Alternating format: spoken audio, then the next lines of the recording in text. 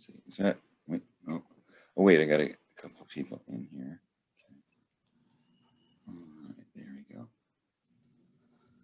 All right, I'm gonna get this dream up here, but anyway, what we're going to talk about is the most genuine thing within us, and these continual conflicts between first, you know, there's two aspects of the elephant, and then there's two aspects of the tree, and then there's two aspects of the snake, and there's two aspects of the little prince, and now we're going to meet the two aspects of the rose. And this was the dream I had, was that I was walking in under a tree limb that was as big as a tree, and it stretched as far as you could see either way, and it was creaking dangerously as if it wanted to fall right on me, you know. And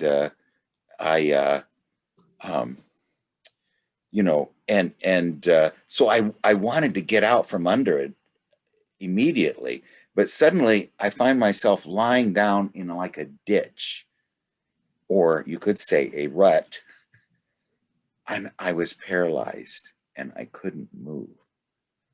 So you know, the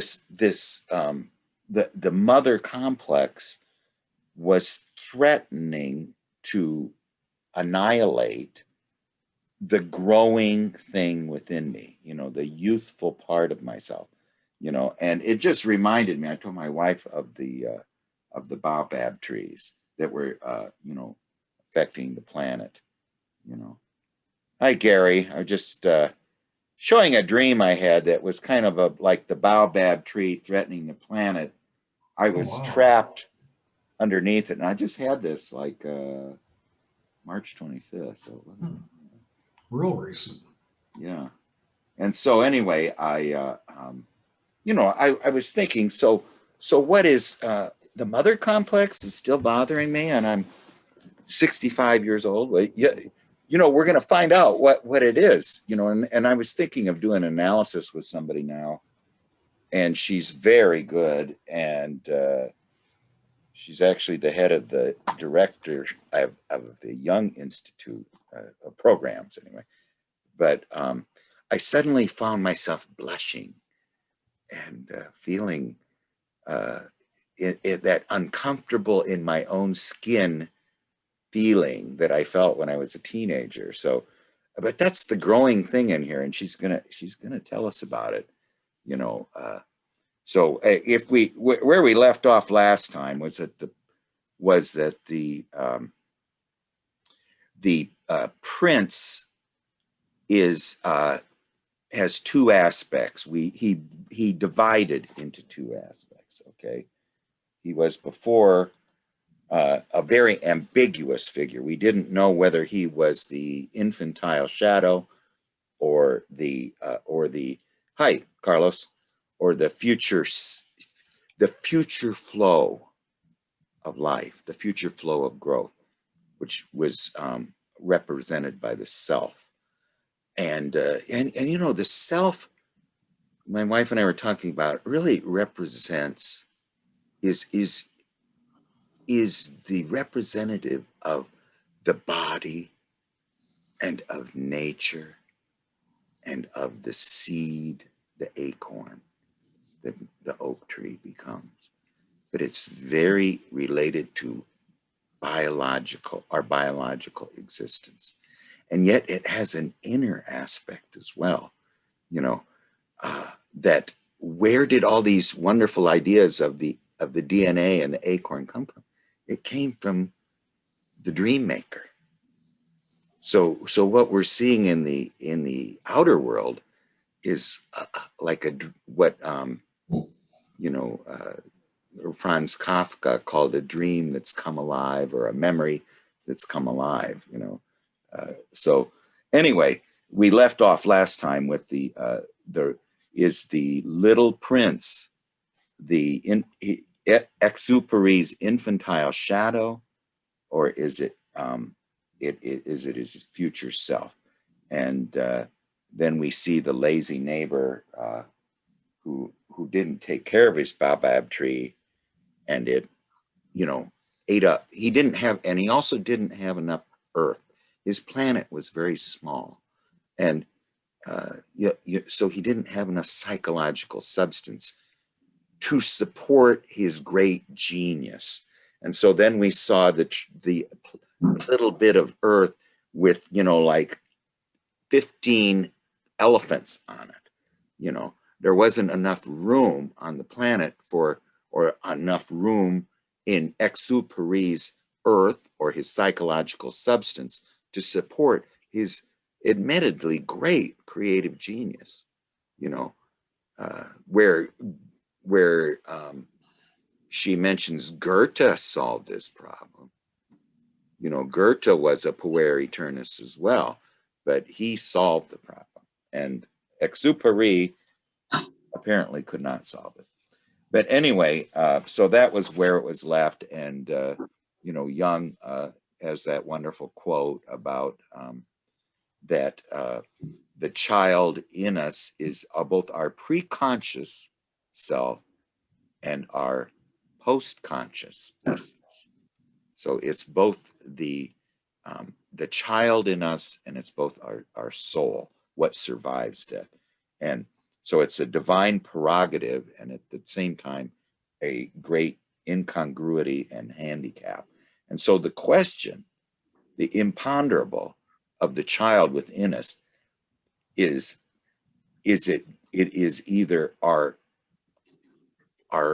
treasure hard to attain in our personality, or it's the worthless aspect of our personality, the one that drags us down, you know. And it was quite clear that Exupery's genius was the divine child in him, and he would not be a genius or artist if he had not the capacity of being absolutely naive and absolutely spontaneous.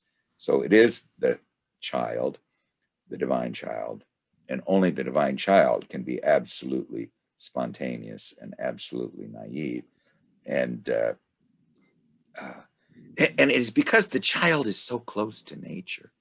See, the child is permeable to the unconscious.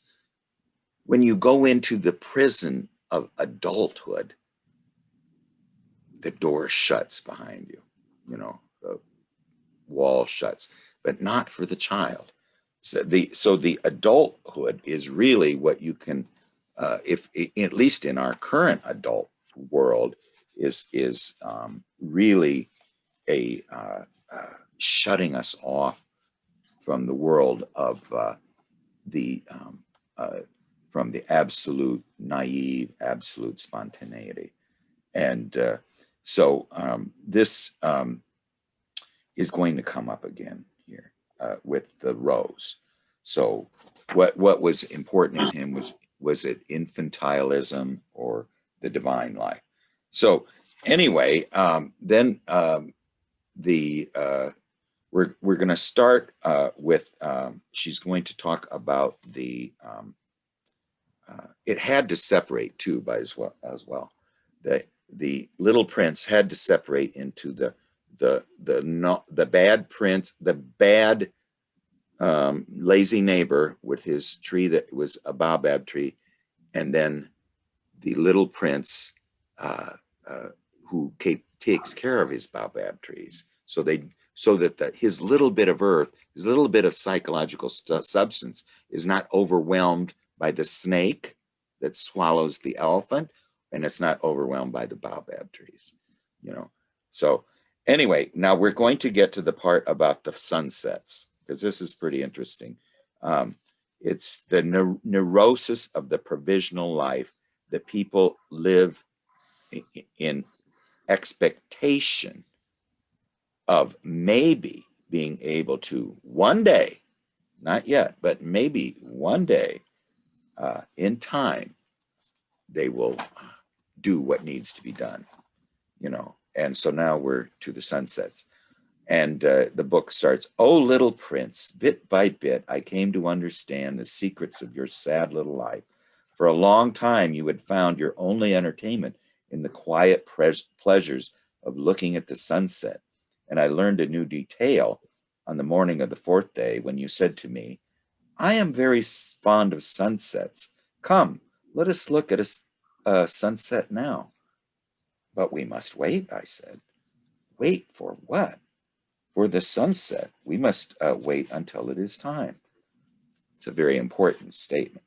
You seem to be very much surprised, and then you laughed to yourself and you said to me, I'm always thinking I'm at home. You know, if you were in the United States and you wanted to see the sunset, you would fly to Paris in 1 minute. You would be able to see the sunset. You know, it's noon in New York, you fly to Paris, you can see the sunset, or say maybe to Berlin. I don't know what the time zones are, but anyway, if on his planet though, you just moved the chair a few steps, you didn't have to fly from New York to Paris in 1 minute. So you can get the strange day and twilight feeling whenever you like. And one day he saw the sunset 44 times. And he says, one loves the sunset when one is so sad. And the exupery says, were you so sad on the day of the 44 sunsets? And the little prince made no reply. And then von Franz says that this was a preview of exupery's his own early death, with symbolic 44 days or 44 sunsets. And it's just this foreboding, and it's a romantic way of thinking about death in early youth. This kind of egotism, the mood people get into when life is not flowing, when time is not filled out. For when you are involved in inner or outer adventure, you have no time to look at sunsets. If you're involved in inner and outer adventure, if you're going to spend your whole life looking at sunsets, you're preparing yourself for death. And if you do see it and you're participating in inner and outer adventures, it's a beautiful experience, and it's the moment when the peace of evening comes to you. But then one doesn't generally feel sad. It's just beautiful and restful. And so now if it does make you sad, it's because it has not been preceded by enough adventure. In other words, you spent the whole day in bed watching soap operas and daytime television. So the sunset is not that, it does make you sad. I wasted this whole day. If you had worked very hard the whole day and saw a sunset, it would be much different. Hi, Annette and Jordy, and Arpine. Okay, and now Marie-Louise von Franz is going to talk about this tragedy of youth. And what she's really talking about is the tragedy of wasting our lives, the provisional life. And even though she's going to use the analogy of young people, she said when she was between 14 and 18, she actually was often very bored, but since then, never. Outwardly, it was because she had to stay for hours and hours in school instead of doing something she liked. But as soon as she was able to do what she liked, there was no boredom. And but the boredom goes much deeper than that, the sunsets. She had seen that, strangely enough, there's a neurotic disease among young people which lessens as they grow older. And that has to do with the fact that they cannot do what they really like to do, but always a lot of things they don't like to do. And so they feel don't feel that they are in life. So boredom is not is the subjective feeling of not being in life. In other words, not participating in life. So that's why you're sad when there's a sunset, because you didn't participate in life that day, the provisional life. So, and she says, actually, there is no boredom. There's only a feeling of not being in life. And she said what she would do when she had this problem of going through a boring course, you know, hi, Tim, was that she knew how to put herself in reality. And she knew how to put the most valuable thing in herself into reality, the fantasy of reality. And so boredom was forever gone. And then life can be agreeable or not, exciting or not, but it's never boring. So boredom is a symptom of life being dammed up. One does not know how to get away or get what one has within himself into reality. Does not know how to get what one has within himself into reality. Life is dammed up. That's what we call boredom. We're not being in life. So what is it within ourselves that needs to be put into reality, is apparently has to do with the fact that the child, the reason that the Puer takes off from the earth and goes up on the plane is because they can't accept reality, since reality is boring. And that means they can't get life in the best thing in them. They can't bring it into reality. Let's see here, just a second. Okay. All right. So anyway, she just goes on with that a little bit. She says, so what really the cure is that she says, so you're bored, you're lazy. And she says, the cure is, since you are lazy and since you are bored, now you have to do twice the work, but this time it's going to be the good stuff. And that puts the end to boredom, is really taking the thing within ourselves and bringing it into life. Hi, Marina. Just getting started here. Talking about, yes, great. We're just talking about the sunset aspect. And so anyway, that the idea here is that that boredom is just a symptom. And it's the fact that we just like to watch sunsets all day, watch 44 in one day, because we can't, because we really are just, and we watch it because we're sad. It's because we have no inner or outer adventure. We're not living it. It's not in reality. And she says, so boredom, this sunset scene simply means that we have not found the clue to the water of life, where we would find the key to not being adrift in this way, that we just keep moving our chair to watch sunset after sunset and don't do anything, So at this age, it's technically difficult sometimes for people who are a bit different from others to find out what possibilities they do have, and life gets dammed up. And so this is what happens with the little prince, who just sadly looks at sunsets. So the whole book is going to be about how do we, and the whole book, just over and over again, is how do we take the Peter Pan, Never Never Land aspect of ourselves into reality? How do we take the fantasy world and bring it into reality? And this is really what Jungian psychology is all about, is making the inner world manifest in the outer world. That is the philosopher's stone. That is the conjunctio. That's what the whole aspect is. And what makes us sick is we can't do it. It's hard. So anyway, we do, after that, we learn, we move on to the next scene.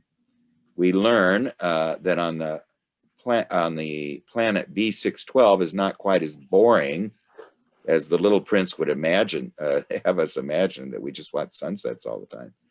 there's a rose on this planet. Okay. And so one day the seed of a rose came through space and landed on the little planet and has slowly grown up until a little rose has unfolded in its beauty. And Exupéry learns this because the little prince was terribly upset, constantly asking him if a sheep will eat roses. And if it does, we can't have a sheep because it must eat the baobab trees and not the rose. It's kind of interesting too, you know. When I heard about this seed of rose that came through space, you know, there's a book about after Krakatoa explodes, you know, there's no plant, no seeds on it at all. And Hawaii, when it first exploded volcanically, there were no seeds on it. Look at it now. Now, how did it get that way? You know, it was just these little seeds flying through the air that landed on the volcanic desolation. Okay, so now we go back to the book, but soon this shrub stopped growing after the seed was planted, and it seemed to be ready to produce a flower. And the little prince, who was present at the appearance of the first bud, felt at once a miraculous apparition must emerge from it. But the flower was not satisfied and had to complete preparation for her beauty in the shelter of her green chambered bud. And she chose her colors with the greatest care. She dressed herself slowly. She adjusted her petals one by one. She did not wish to go out in the world all rumpled like the field poppies. It was only in the full radiance of her beauty that she wished to appear. Oh yes, she was a coquettish creature. Her mysterious adornment in the bud lasted for days and days. Then, one morning, exactly at sunrise, she suddenly showed herself. After working with all this painstaking precision, she yawns and says, "Oh, I'm scarcely awake. I beg you will excuse me. My petals are a bit disarranged."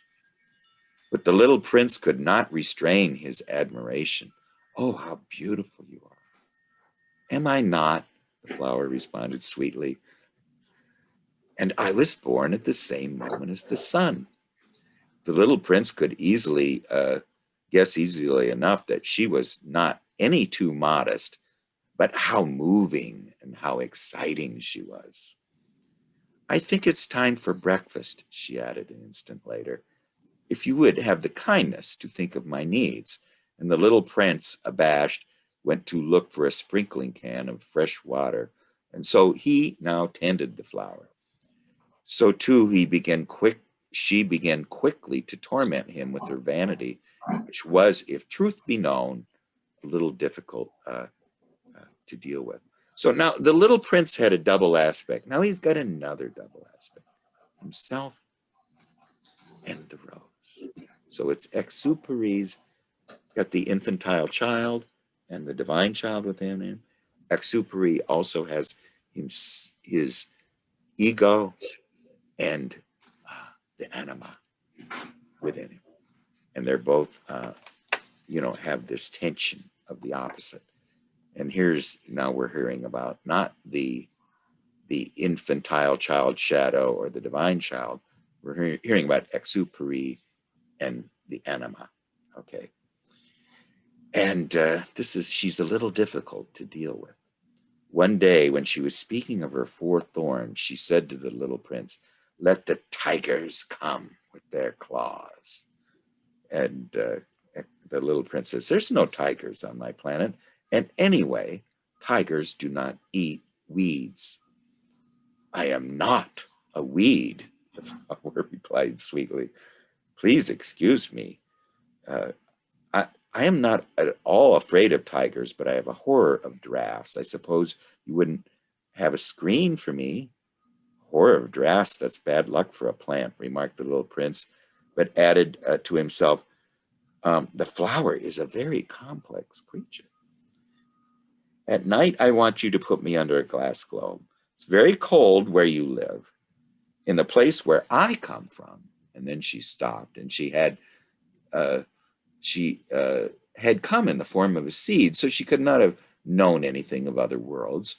And a little embarrassed at having been caught on the verge of such a naive untruth, she coughed 2 or 3 times in order to put the little prince in the wrong.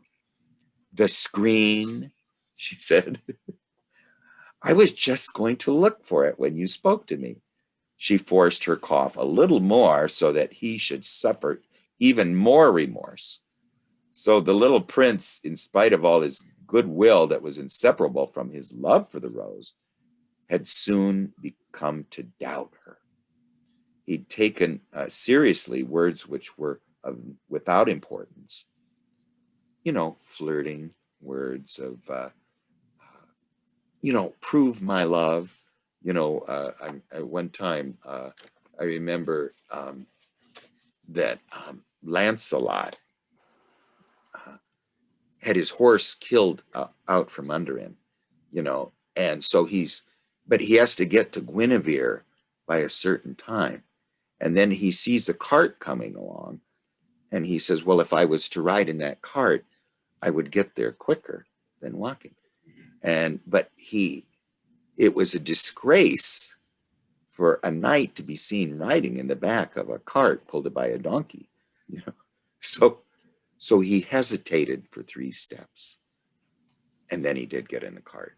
But when he got to see Guinevere, she was cold as ice. She knew about the 3 steps, so there's this aspect of this proving thing. It's very mysterious, but it certainly has a purpose, anyway, so he has become to doubt her. And then he's talking to Exupery. I ought not to have listened to her, he confided to Exupery. One never ought to listen to the flowers. One should simply look at them and breathe their fragrance. Mine perfumed all my planet. In other words, the words are play, don't take them in the logos sense. They're just play. But I did not know how to take pleasure in all her grace. This tale of claws, which disturbed me so much, should only have filled my heart with tenderness and pity. And then he continued his confidences.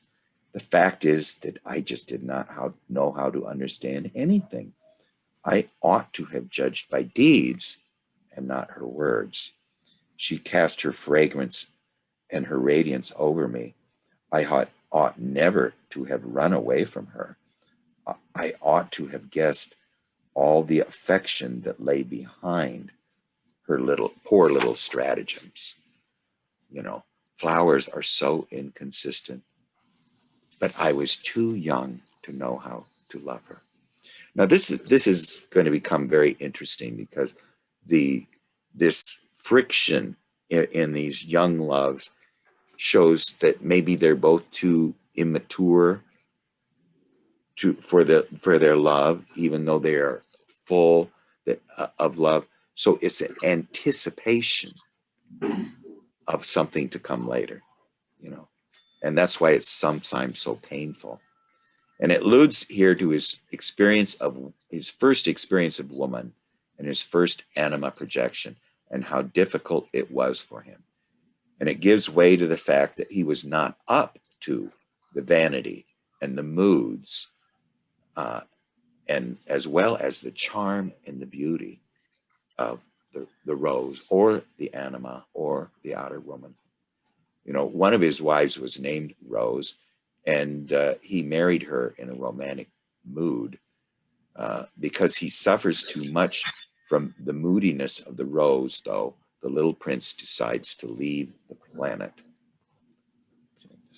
Here.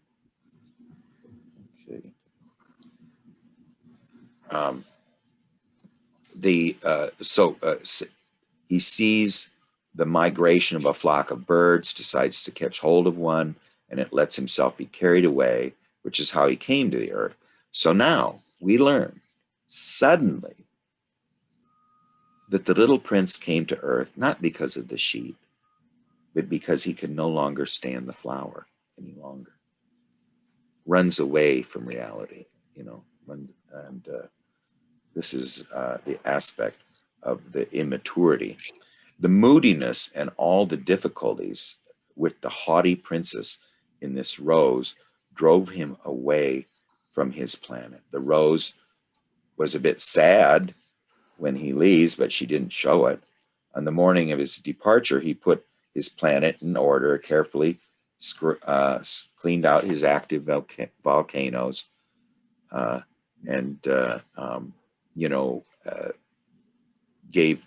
watered the plant, and he says, pulled up the baobab shoots with a certain sense of dejection.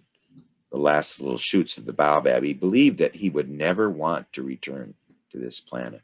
But on this last morning, all these familiar tasks seemed extremely precious to him. And when he watered the flowers for the last time, reality seemed very precious to him. And he was going to leave it. The little bit of earth and psychological substance he had become too much for him because of his inability to deal with this feminine aspect. And so he was very close to tears. Goodbye, he said to the flower, and she made no answer. Goodbye, he said again, and the flower coughed, but it was not because she had a cold. So she finally says, I have been silly. I ask your forgiveness. Try to be happy. He was surprised by this absence of reproaches. He stood there all bewildered, the glass globe held arrested in midair. He did not understand this quiet sweetness. Of course I love you. It is my fault that you have not known it all the while, but that's of no importance. But you have been just as foolish as I. Try to be happy. Let the glass globe be. I don't want it anymore. But the wind, my cold is not as bad as all that. The cool night air will do me good. I am a flower after all. But the animals, well, I must endure the pressure of 2 or 3 caterpillars if I want to become acquainted with the butterflies. Seems they are very beautiful. And if not the butterflies and the caterpillars, who will call on me now? You will be far away. And she says, as for the large animals, I'm not afraid of them. I have my claws. And she showed him her 4 thorns. Then she added, and don't linger like this. You have decided to go away. Now go.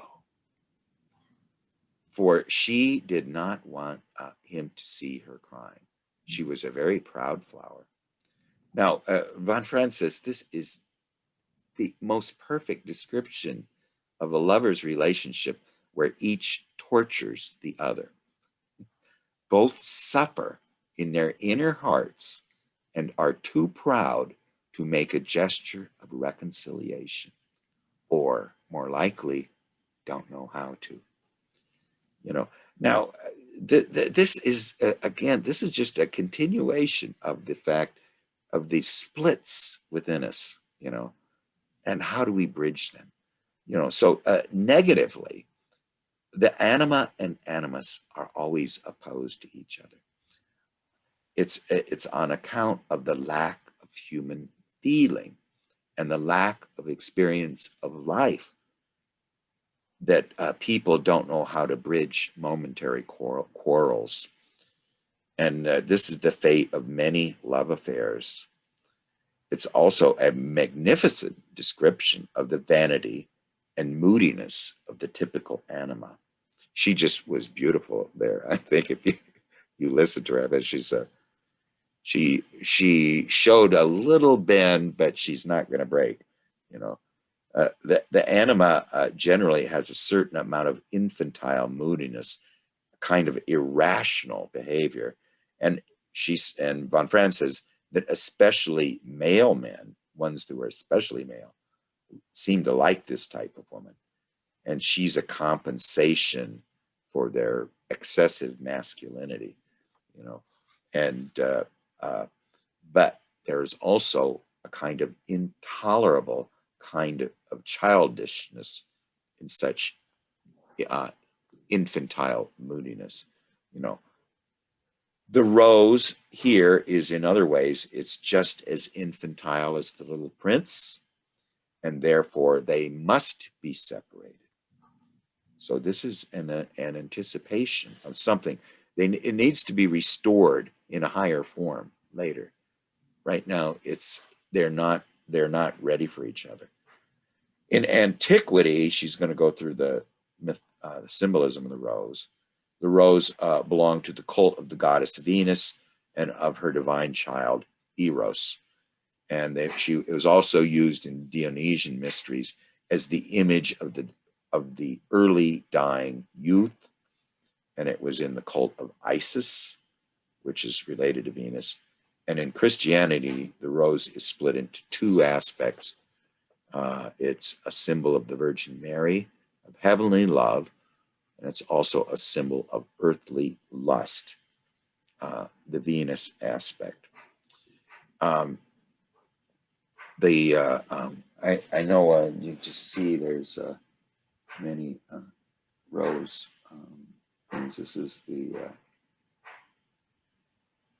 This is from Notre Dame, you know, the rose window in Notre Dame, and the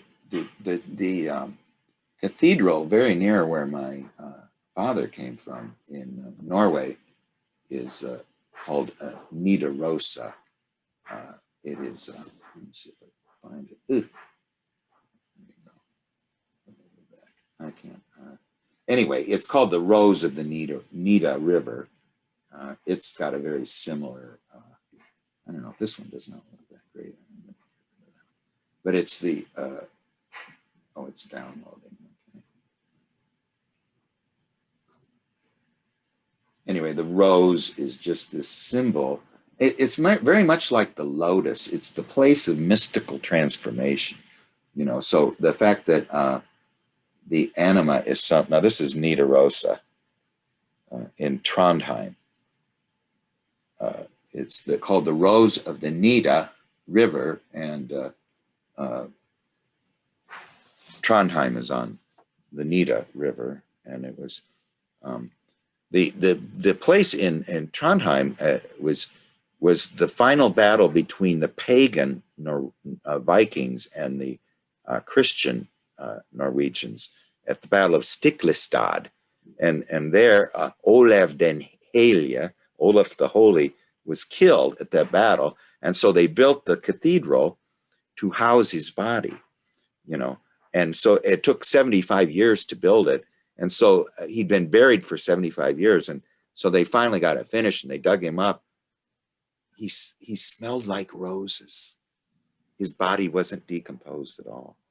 And it became one of the holiest places in Europe. In fact, later Sweden came in and stole Olaf's body, you know.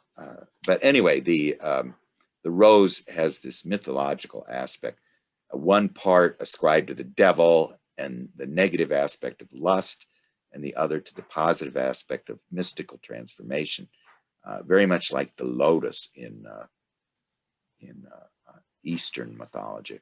And so it's split quite a bit, just like the little prince and the rose are split and need to separate. In Christianity, it's split. It wasn't that split in antiquity, and where the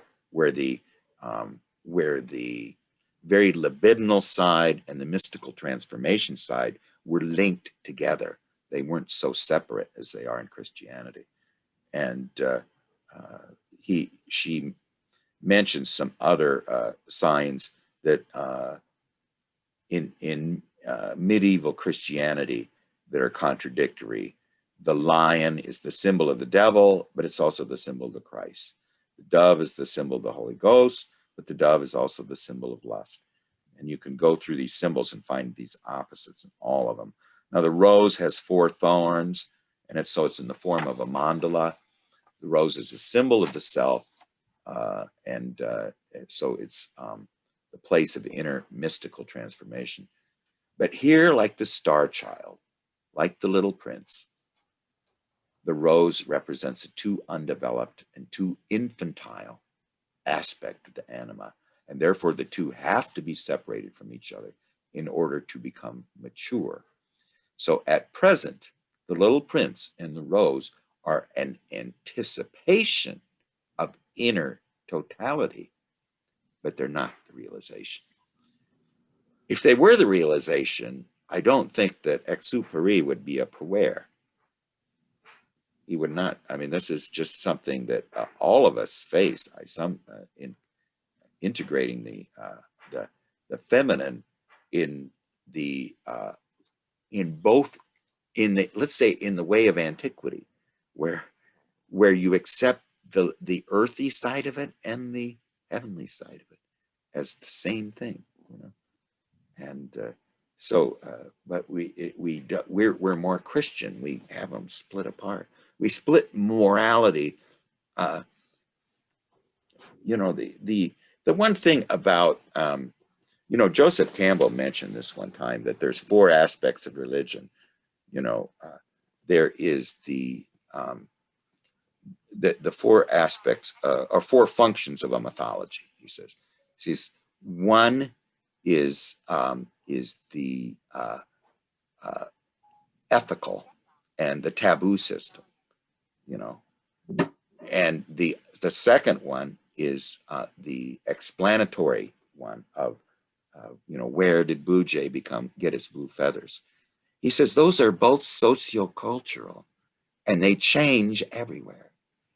He says you can go to the Inuit Eskimos, and they have a different system than they do in the Kalahari Desert or the jungles of Southeast Asia, or the steppes of China, or the oak groves of the Black Forest.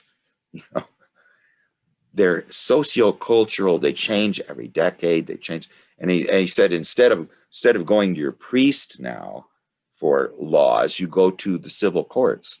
And instead of going to the priest to find out, or the shaman, where Blue Jay got his blue feathers, you go to the scientists. But there's 2 other functions of mythology that are biological, and they never leave us, you know. And one is that, and this is very neglected in our land, and I think Jordy mentioned this last time too, is that one of threshold crossing, you know, from a toddler to puberty, to adulthood, to parenthood, to old age and death. You know, there used to be a threshold crossing for all of those, from being a boy to a man, you know, or from being a girl to a woman, you know.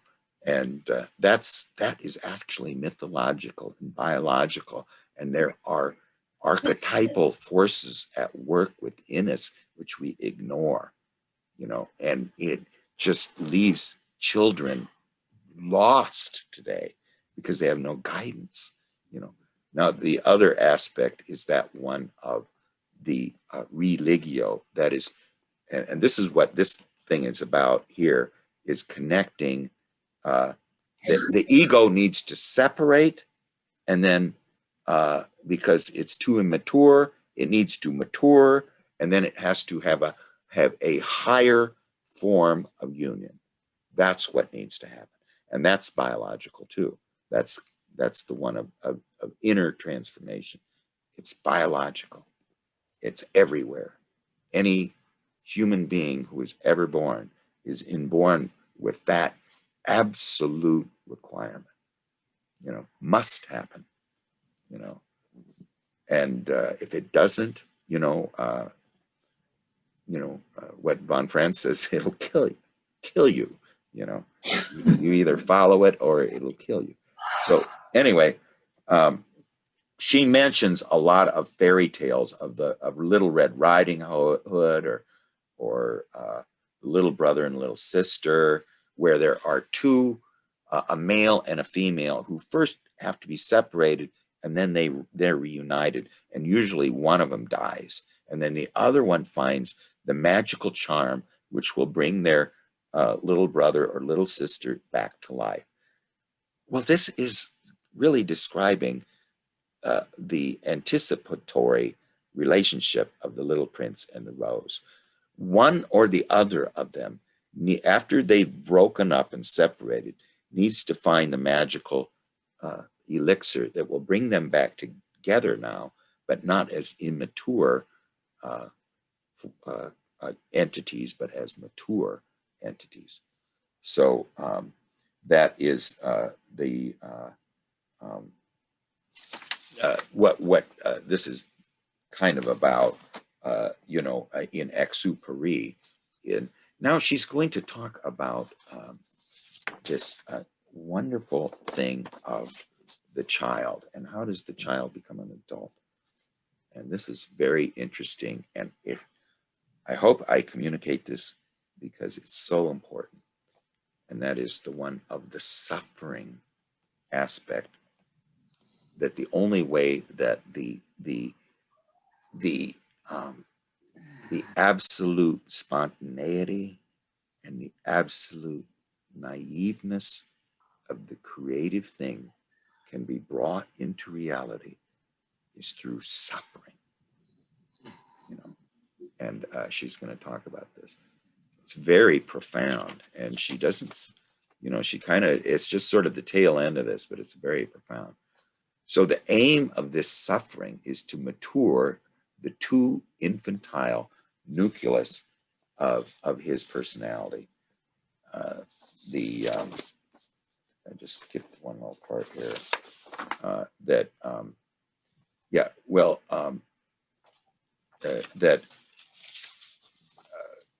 He says, well, the two that are separated are later reunited in a higher form, which explains why the rose drove the little prince away from the planet. They weren't ready for each other. If we look at it as a portrait of Exupery, then it can be said that his inner genius, which is the little prince, was tormented by anima moods. And the aim of this torment, the aim of this suffering, was to mature the too infantile nucleus of Exupery's personality. And this is so important for all of us. It could be expressed even more simply by saying that if someone is infantile, then they will suffer from terrific emotional moods, ups and downs, being constantly hurt. And this is absolutely necessary, because as long as one is childish, there is only one cure, and that is suffering. So, and when one has suffered long enough, one develops. And there's no way around this problem. The childish nucleus within us, the creative thing within us, which needs to be brought into reality, must be tortured to come into reality. So it comes in wounded, but alive. Sometimes maybe it was restored to life by a magical charm. So if the rose and the little prince could have talked over their trouble and exchanged their sorrows and not hidden it by the wrong kind of pride, they might have matured together. But if you are not mature, then you can't talk about it in that way. So again and again, one sees that every time the childish spot is touched, people begin to cry. But that's the most genuine part of us. That part, it's repressed. Okay. So for years, people hide their childish spot in analysis, and they're not doing it out of dishonesty or because they repress it, but because in the end, they know if it comes out, they say they knew they would start to cry. So what was the good of mentioning it? Because crying would be the end of every conversation, because they know this, they shelve the problem all the time, but that way it never develops. I mean, that part of them needs, the only way it's going to stop crying is to face up with what makes them cry, you know? And this is the great difficulty, for the sore spot has to come out and it has to be tortured, because that's the only way it can stop crying, or mature would be another word for it. So it's even more dangerous when we've cut off the childish side, because even though people don't show it, you always, now you have the feeling when you touch them, they're not real. There's something fake about them. And when you establish a sufficient relationship with it, so you can talk to them about it, tell them that there's something in them that's just fake, not real, they don't know what to do about it, because the only way they can be genuine is if they cry, and they naturally don't want to cry. So that is the form in which the infantilism in us, the infantile divine child, the divine child that needs to be divine, but it's infantile within us, the anima within us, or the animus within us, which needs to be divine, but is infantile. When it comes up, it always will make exaggerated feeling demands on ego, okay? And that's why we cry. It makes exaggerated feeling demands because it's still in its childhood state. She's going to kind of describe this childhood state. And I'll quit in just a couple minutes. The repression of this crying doesn't solve the problem. For the repressed child, just goes off in the corner and cries and is angry. So it must be split off. It must be mature. It must be split off and become divine, and not childish. And so we need to keep close contact with it, and it needs to, because losing contact with it, we lose our genuine personality. So one cannot let it out of our sight. And in her experience, it has simply to be tortured and suffer until somebody grows up, either the child within us, or the anima or animus within us, or the ego. Somebody needs to grow up. So if a man has an infantile anima, he has to go through tremendous amount of feeling troubles and disappointments. When he's gone through enough, he begins to know women a little better and know himself a little better. And then maybe he's got some emotional intelligence and some emotional maturity. But if he just pretends to be reasonable and to repress his feeling function about this infantilism, then there's never any development.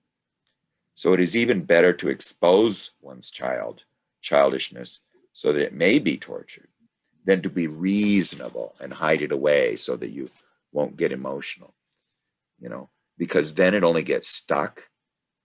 And it's better to behave like a child and be hit over the head by one's surroundings and those people within one you need to be hit over the head with reality, because then one suffers and the prima materia slowly transforms. And that is the great problem of the infantile shadow the divine child puts on one. People who have difficulty getting near their center only really experience themselves when they suffer. Then they come to the experience of their real self, and it does not seem possible for them to get there any other way.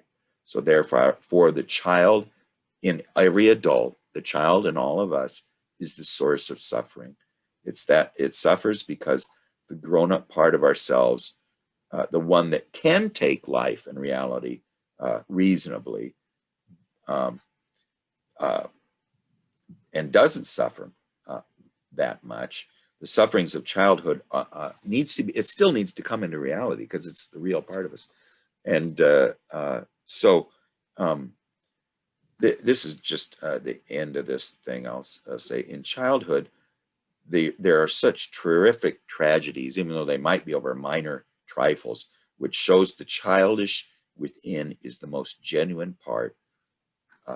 The suffering part of us is the most genuine part of us. And that thing which cannot take reality, or which still reacts in the grown-up person like a child, saying, I want it all, and if I don't get it, then it is the end of the world and all is lost. That's our genuine kernel, the genuine core of ourselves, and that's its current state. Okay? That's not a good state for the genuine core of ourselves. And so it needs to suffer. It needs to realize, just like our outer ego does, that it needs to cope with reality. The inner kernel of ourselves has to also mature. How does that happen? Let's just keep reading. So many grown-ups are split off from this. And if you do split off from this and say, well, I'm not going to bring it in, it's just too disturbing, then you miss individuation completely. For it's only when one accepts it and the suffering it imposes on one can the process of individuation go on. And I'll just show you again this little dream I had that, if you don't bring it out, you will get stuck. Okay. So here I am.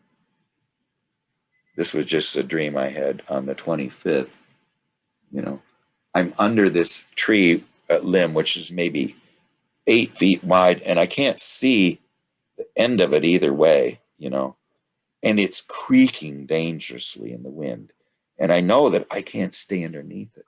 So this is the mother complex, I got to get out from under it. But somehow now I'm lying in a rut. And no matter what I do, I'm just paralyzed. Okay. So that's a part of me that's stuck in the rut. And if I don't do it, that I'm never going to release that genuine part of myself into reality. So anyway, that's we covered the third lecture. I'm sorry it took 2 things, but it was it's pretty packed with stuff. Gary, did you have an exercise today? Yeah. Okay. All right. Exercise. Sure. Well, why don't we just all make a few comments on anything, any observations you have. I mean, I think this really touched a few resonance in me. Why don't we just, and Nat, do you want to start? Do you have any comments? Yeah, it's profoundly sad when you listen to it. I find, it's so sad, but yeah, and that's just and so recognizable, so yeah, you see this in myself and in others, it's that's what I would hear, and there's a kind of a dooms feeling coming through it as well, as if that's it, yeah. Yeah, there's a sense of, I think there's also a sense of, a little bit of a sense of release. There's always a sense of release after you have a very emotional experience. Gary, do you have any comments about it? Yeah, the thing that struck me here is that the children have like the genuine response to the tragedy, whereas, our tragedies, we just repress under layers and layers, it seems. And then, to deal with it, we first have to deal with the feeling. And it seems like the only way we can really get to the feeling is like through, a therapist would be typical, I guess some people would have friends that they would discuss things with at that level. But I mean, certainly in the masculine world, the amount of repression is just crazy. So it makes me, so in the dreams where, like if, we should be painting our dreams, I wonder if that's another way to amplify the feeling, because it seems like you know, the feeling is the key thing here that we need to get at and to engage. Yeah, I mean, it is, hopefully we learn a little more as we go through, because, you know, this is not, I don't think it's easy. Carlos, did you have any observations? You don't? Okay, how about you, Elisa? Did you have any comments or thoughts? Well, you can, if you do, just speak up, but how about you, Tim? Yeah, one thing that's on my mind is this problem on the collective level. I'm particularly curious about what's happening in the Republican Party in the US. There's this whole collection of adults that are just feeling so victimized by the way the world is unfolding. And these petty little problems that just, it seems like they are scrambling to find things to be upset about.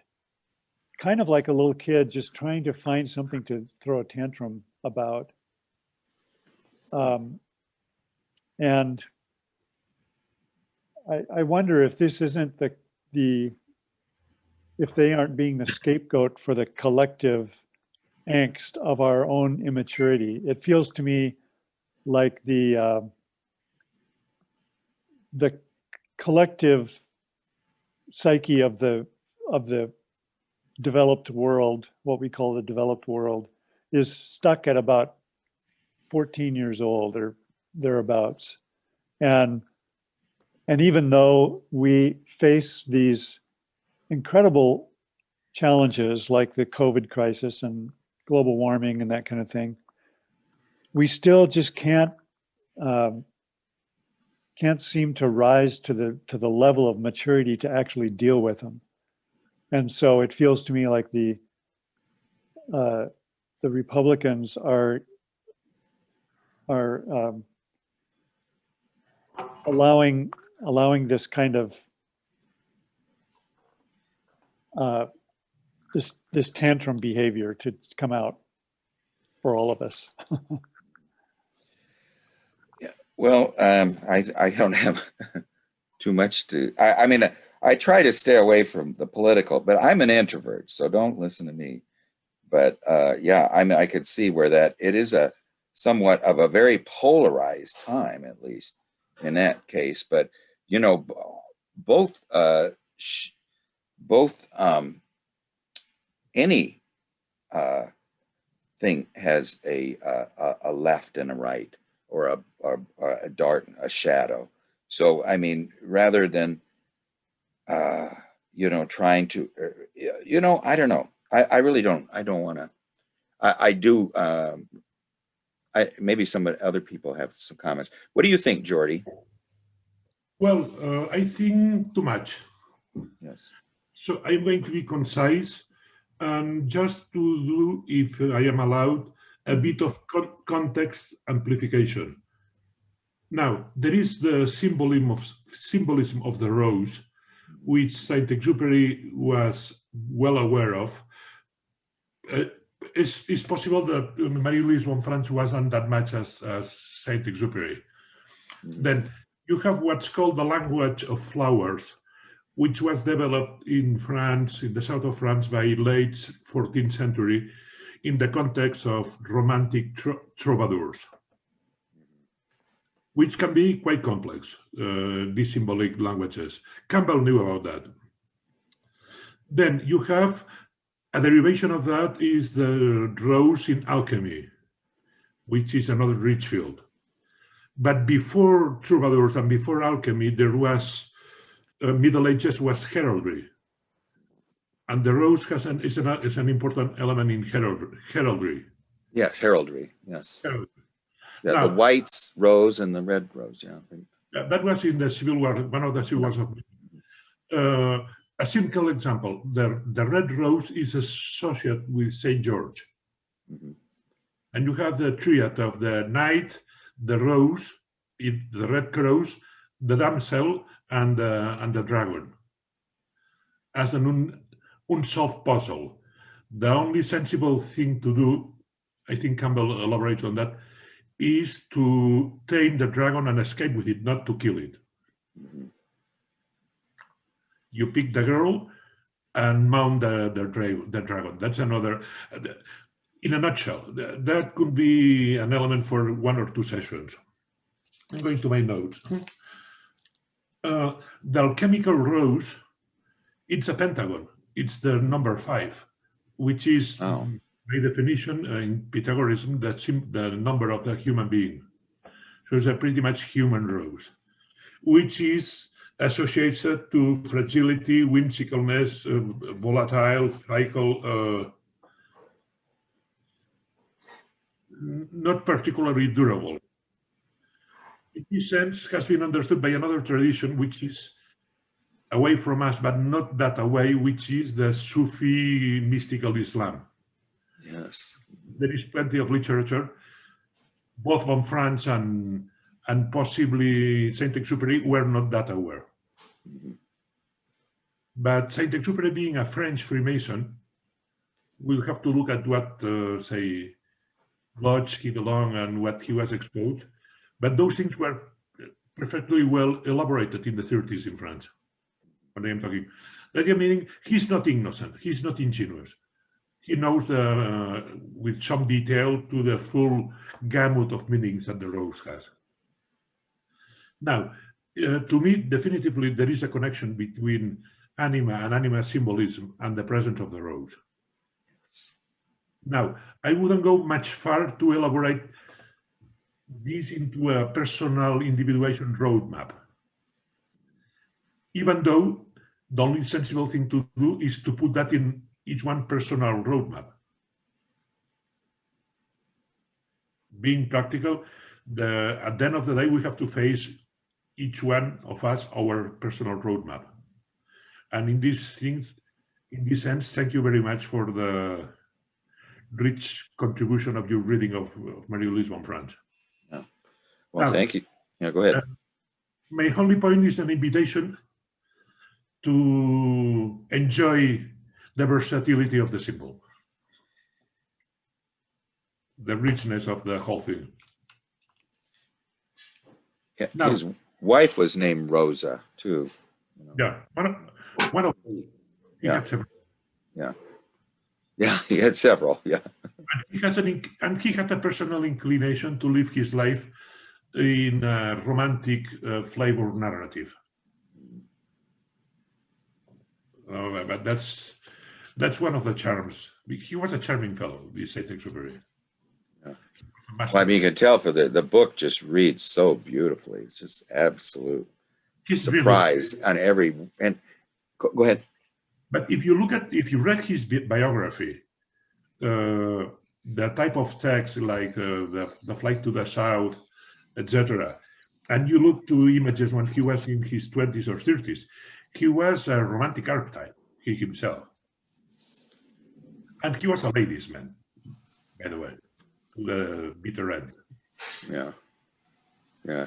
Yeah. Well, and it's just interesting too that he would. This Rose kind of describes every one of his relationships, his relationship with Rose, and he knows her intimately. I mean, the dialogue there, he knows her intimately. It just surprises me that he's too much like me. He's inept. He knows very well what he's writing about. He's a master of that. Yeah, that's beautiful, Jordi. Thank you very much. It's a pleasure. Yeah. It's a subject that by the way, and he was a pilot, and he was an extremely competent airman. Mm-hmm. He was a real pro, I mean. He flew transatlantic to like South America.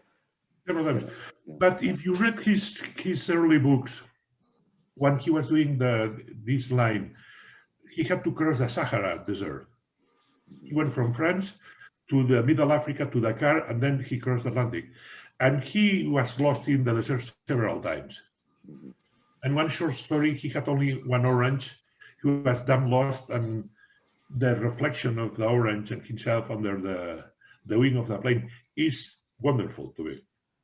I mean, he's flying stories are among the best I ever read. I mean, He would save like you'd go save somebody that was trapped on a mountain climber. He would save people who had crashed in the desert. You he know, did that 2 or 3 times. Yeah. yeah, very good. How about you, Charles? You're kind of this is sort of like you and I are both have this as sort of our, and I think Jan, it's very important to Jan too. What do you have to say, Charles? A few things. One, I think that, you know, there was the idea brought up that, you know, the person kind of has to go through suffering in order to actually mature.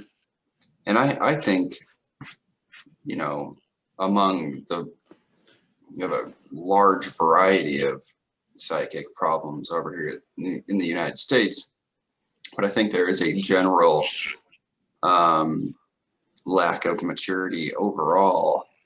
And that's because I think that we don't value, or we don't really see a need or place or function for any genuine psychic suffering, because the psychological community as a whole is very, you know, let's just say left brain scientific to a detrimental degree. And to them, there's nothing outside the ego. There's no living psyche outside just the material person. So they just, you know, if you're suffering, they just write you a bunch of prescriptions. And then even in therapy, half the time it's just, I mean, are they really trying to work with those feelings of suffering, or are they really just trying to Sedate you. Yeah, exactly. And just figure out the quickest way to make them go away. And I think that's one of the, you know, I've been talking to Stuart, and he's really convincing me to go look for a home overseas. He highlights the psychic problems of the United States pretty passionately. But there's another thing. Oh yeah, I mean, as soon as the sunset thing came up, you know, I think you already know what dream that I had that, you know, that was making me think of. Yes. And yeah, I just thought that was really poignant, and I was surprised that that didn't ring a bell, because I had read this book a couple times. I kind of skip around here and there, but yeah, I forget what else I was going to say, but yeah, I definitely think the first point I made, like, that really rung a bell with me. I don't think that we let ourselves suffer enough in order to mature in any sort of kind of deep psychic way over here. It's just all suppressed and medicated and things. So there's a lot of puers over here. We are a really young country too, so I guess that kind of makes sense. But yeah, Far from that, we don't have a lot of psychic substance. You know, we don't have a lot of earth because we're sort of separated from our homeland. You know, I mean, we're separated from wherever we came from Europe or whatever. You know, so I just mentioned Charles' dream real quick. He saw the sun setting, and then he saw the moon realm was about ready to take over, and he just had a total meltdown, you know, because it looked like this moon realm, which was not the fertile moon, it was the dry, it was the barren old witch, the old witch that does not bear children, was about ready to come down over his world, and the sun was going down. So anyway, it was a beautiful dream. Marina, how about you? Do you have any? Marina? Oh, are you frozen? Looks like you're frozen. Well, we'll come back to you in just a second. Or you're staring at me, disturbingly. Oh, yeah, okay. Arpane, did you have any comments?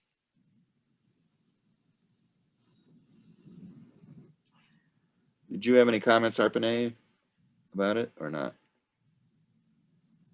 Okay. Well, we can come back.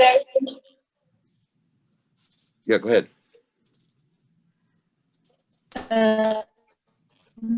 Interesting.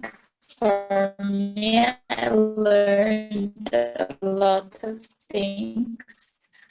So about boredom and about suffering, that we mature through suffering, and that it was interesting that suffering part is the most genuine part of ourselves. Yeah. So Yeah. that's all. Thank you. Yeah, the suffering, that was very important to me because I tend to be one, like Charles says, that represses suffering. Marina, did you have any comments?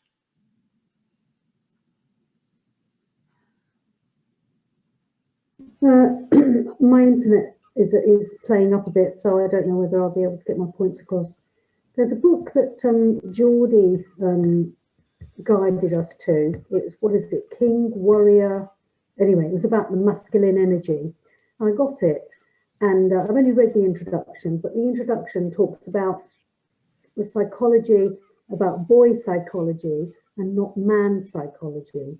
And what is missing is the connection to the feminine in the masculine. And that's sort of, I think that's what the basic thesis is. So I thought that that was quite interesting and made some connections to what you're talking about. I thought that the idea of suffering, yes, yeah, it's key. And in therapy, a lot of times, you know, people just want to get away from suffering. They want happiness. They think that the individuation process is to achieve happiness. And it has to be balanced. It has to be balanced with the suffering. So people desperately want to get away from their suffering. But yeah, the cure and the healing and the, it's a paradox. But the relief is in the suffering. It's the most bizarre thing. But yeah, that's, I don't know if that makes sense. It's the growing point of life, really yeah, is. The transformation has to come through the suffering. And Nothing also, develops. talking of roses, we talk, you know, we had something called the War of Roses. And the War of Roses of two parts of England. One area was the white rose, another area was the red rose, and this war actually destroyed all the males of each family, of each royal family. So it's very interesting, just making that connection, really. Yeah, that is interesting. It would be fun to read more about it. Louise, did you have any comments? Well, it's my first time here. Yeah, sure. Well, welcome. I'm in El Salvador. Yeah, it's beautiful. You can see the, oh my God, beautiful. That's a wonderful place. Yeah, well, they say here that the rose was born here. In El Salvador. Yeah. I don't know if I'm out of context. I do read a lot of Jung. I'm reading this, Psychology and Western Religion. Yeah, that's a great book. Yeah, I'm interested in the part of the mass. But anyways, for me, this is like synchronistic because, you know, I've been separated for almost 2 years. we don't speak with my wife. Just the basic things. I don't know. I have been breathing a lot and getting out all the pain. It's painful for everybody. Relationships are painful for everyone. I mean, the pain that, you know, just the intense, excruciating pain is always, what does it mean? You know, it's hard to describe. Louise, also, if you could put your email in the chat, we'll put you on our email list and we'll send you the text to the Puer Aeturnus too. So you can have it available. Just put your email if you can in the chat and I'll send it to you. Well, now let's see. Does Angel have anything to, or Elisa to add, or I'm just gonna turn it over to, No, thank you. okay. All right, sure. Okay, great. Well, it's I'm good to see you here. Okay, well, I am going to mute and I'm going to turn it over to Gary. So Gary, it's all yours. And Gary does some active imagination work for us. So thank you, everybody. Great. You know, the visuals in this book are just like, you know, it just feels like this is like the way a child would think, you know, it just feels like that type of story where, you know, things just happen. And, you know, I think one of the problems that we have as adults is our, you know, directed thinking. You know, everything is supposed to be very logos and logical. And so when we want to move over to the other side of, you know, fantasy, it actually gets pretty difficult. And so for things such as active imagination, you know, it's a tough thing to do because it's like, how do we keep our conscious mind out of it?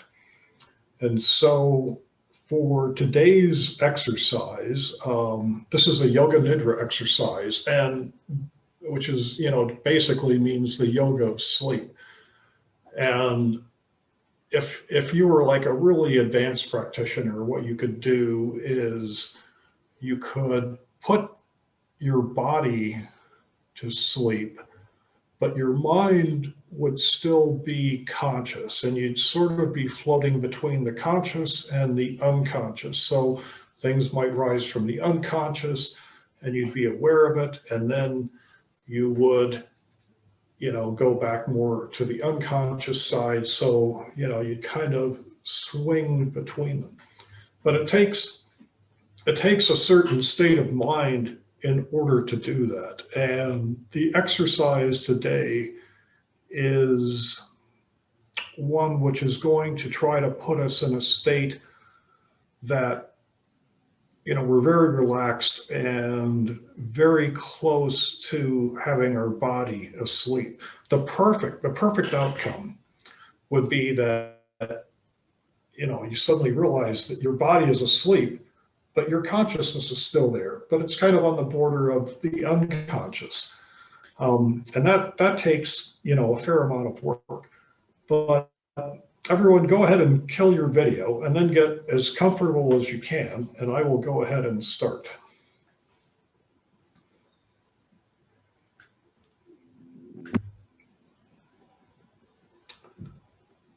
So just notice your body breathing.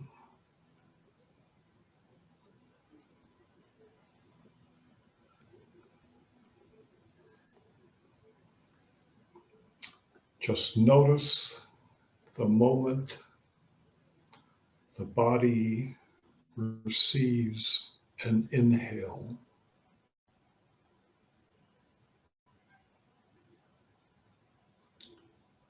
And the moment the body releases an exhale.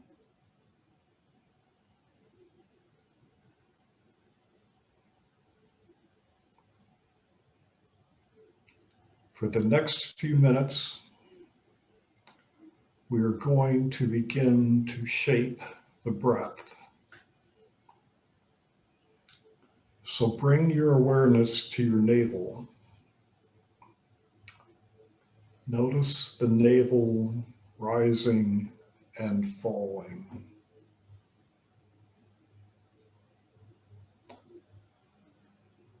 We're going to begin an inhale and notice the navel rising for a count of 4.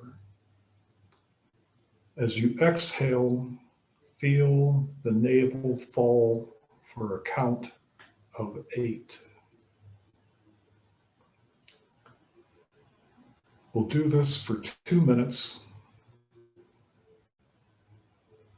inhaling for 4 counts and exhaling for 8. Feel as if you can isolate the breath in the belly. So you allow the chest to become still.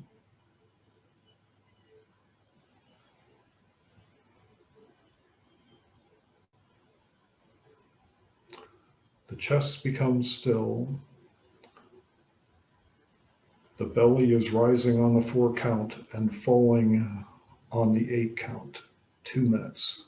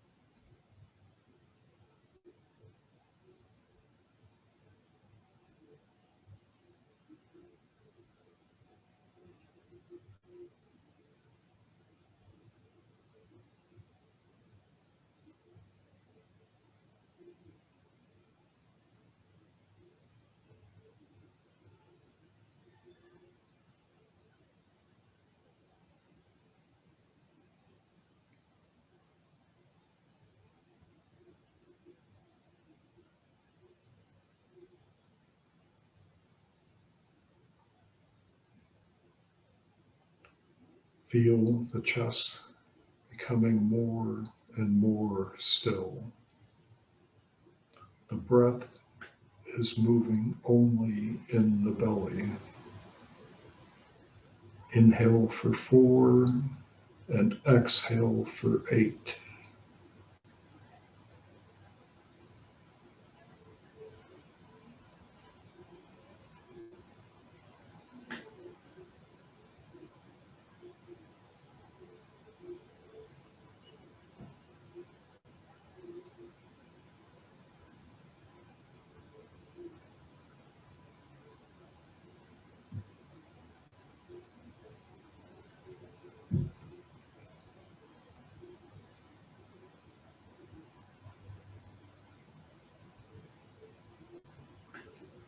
Now just let go of the breath and controlling the breath, and just let it go freely and naturally.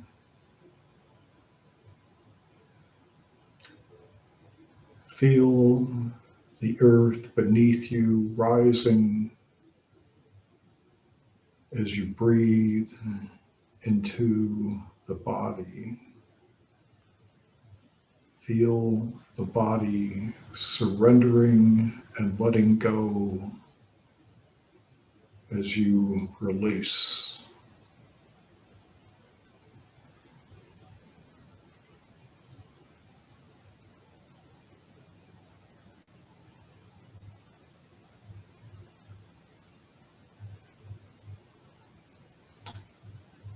Feel the body surrendering and letting go.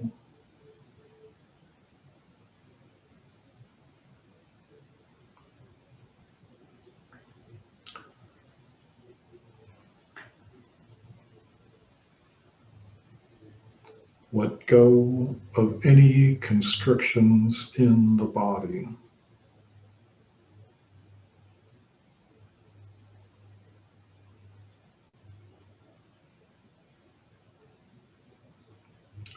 Feel the body relax from the tip of the toes to the top of the head.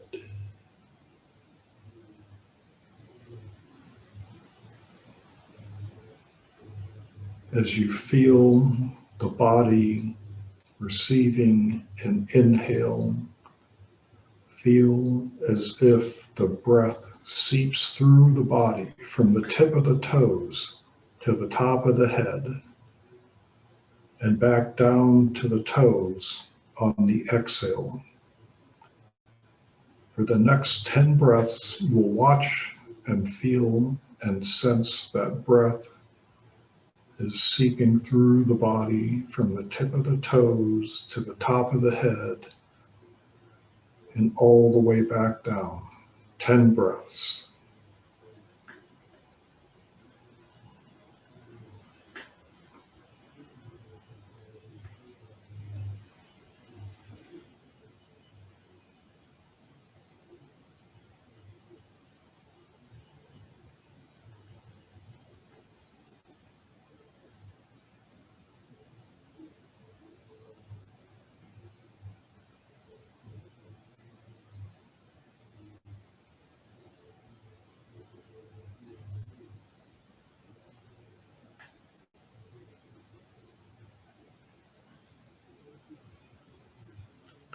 Now feel on the next 10 breaths, the breath move from the ankles to the top of the head and back down to the ankles. 10 breaths.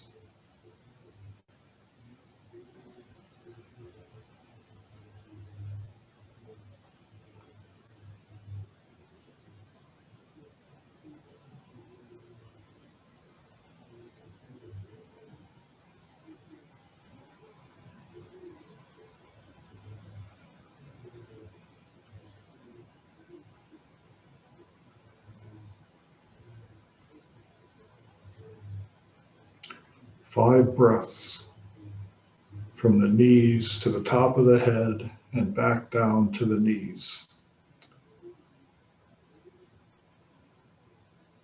5 breaths. Let go of effort.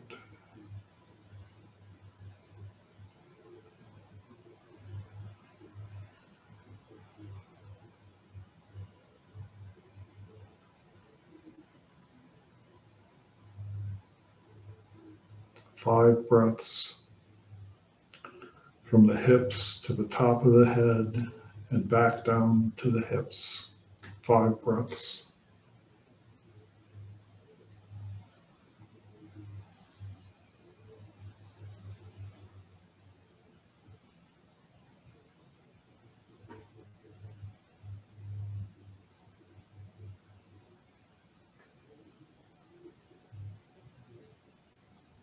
Five breaths from the navel center to the top of the head and back down to the navel center.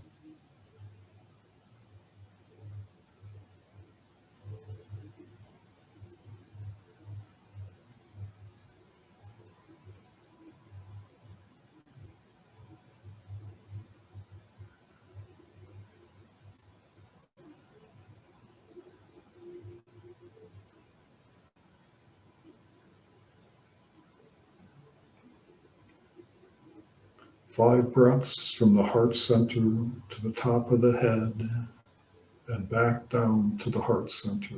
5 breaths.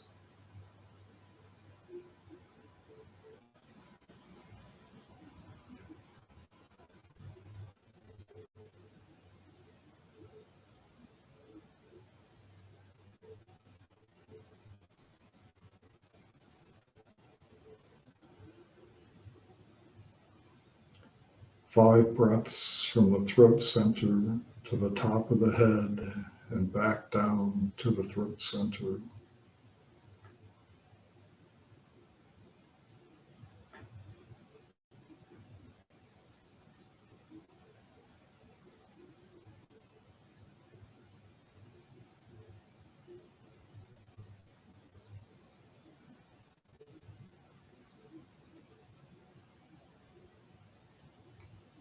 10 breaths from the tip of the nose to the third eye and back down to the tip of the nose. 10 breaths.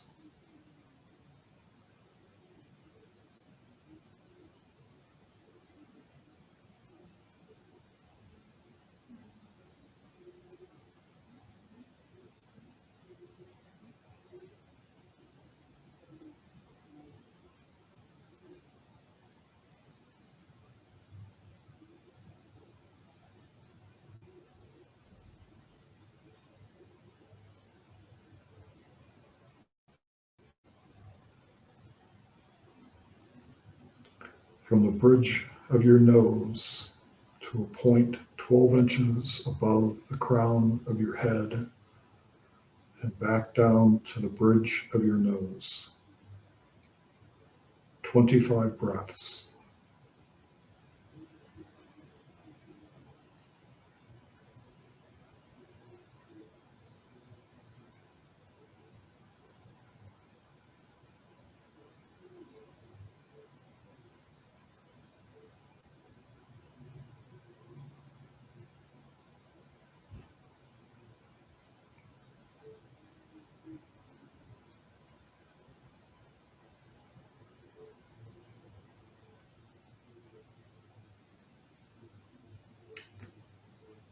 Your body may feel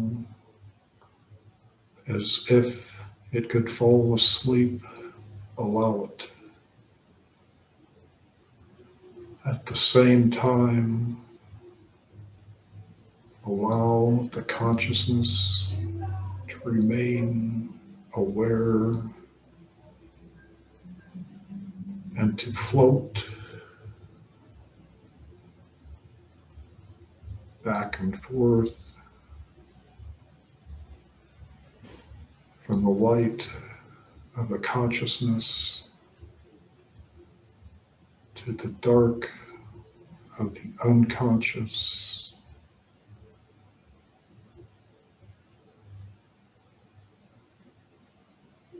For the unconscious, you may feel you are simply drawn.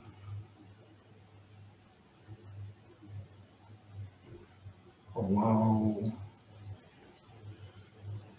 any images to come up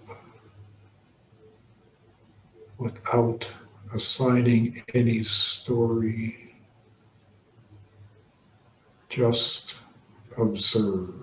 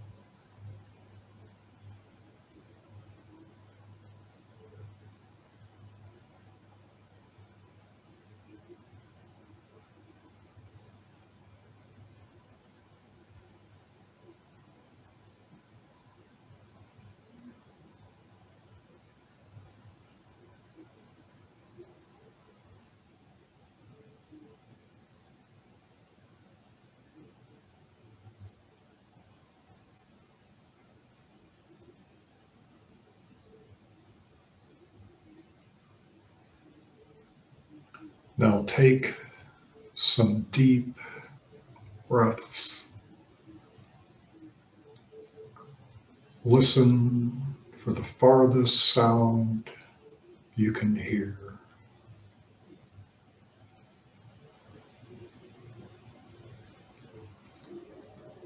Allow your attention to come back into your room and listen for the closest sound you can hear.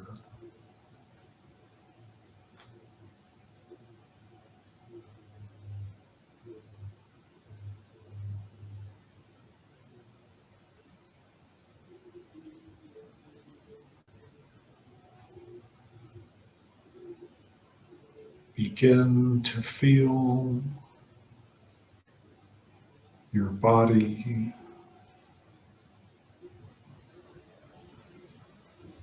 begin to become aware of your mind drifting back to the conscious side. Let the awareness of the room enter.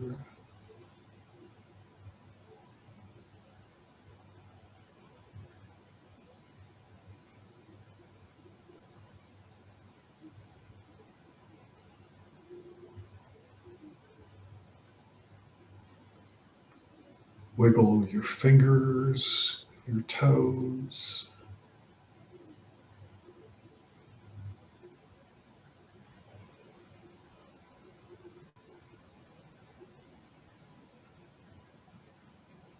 Open your eyes.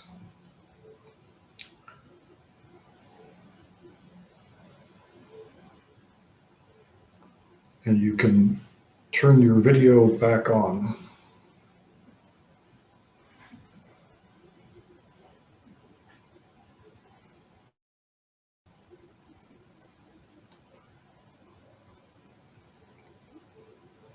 You back with us, Craig? Oh, you're still muted, Craig. Well, it worked. I actually fell asleep, but Oh, good. at the good. end, it was just so beautiful. When you said to start your video, it just started. Does anyone have any closing words of wisdom they want to add? Okay. Well, we'll just start on lecture 4 next time, and thank you everyone for coming. And we do have a dream session tomorrow. And Tim, I'm working on your dream right now, so I'll be ready for it. Okay. Well, and thank you everybody. We'll see you next time. Thank you. Bye. Bye now. Bye. Bye. Bye everybody.